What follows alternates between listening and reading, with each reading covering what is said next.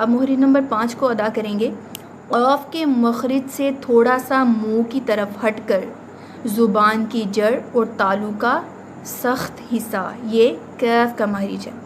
इसको छोटा काफ और बड़ी काफ बोलेंगे। वो मोटा काफ था और ये बड़ी कैफ है।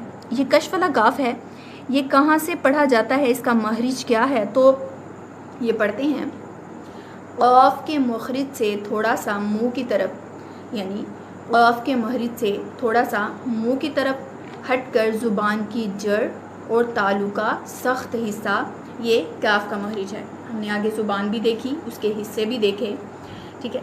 जो पिछली वीडियो में आपने देखा, आपको याद होगा कि काफ का मखरज हमने क्या पढ़ा था कि ज़ुबान की जड़ और तालू का नरम हिस्सा, ये काफ का मखरज है।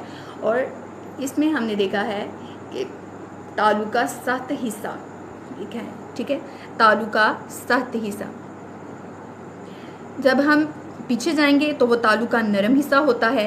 इसीलिए उन्होंने बताया है कि काफ के मखरज से हटकर जो है वो हमने इसको अदा करना है। अब यहाँ तालू का सख्त हिस्सा है, इस जगह आप ज़ुबान की जड़ लगाएंगे तो ये काफ का मखरज है। जो छोटा काफ है, हम अब इसको पढ़ेंगे।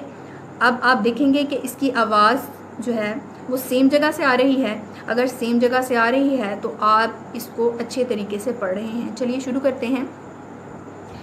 कफ कफ कफ, आप भी मेरे साथ मिलके पढ़िए।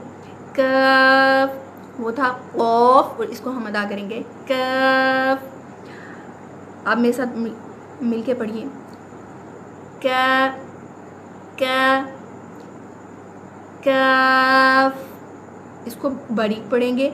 और इसको बारीक पढ़ने का तरीका क्या है कि हम उस मुंह को खोल के और इसकी थोड़ी सी प्रैक्टिस करेंगे इंशाल्लाह। इसकी भी मैं एग्जांपल्स आपको देती हूँ। आपने एग्जांपल्स याद तो नहीं करनी।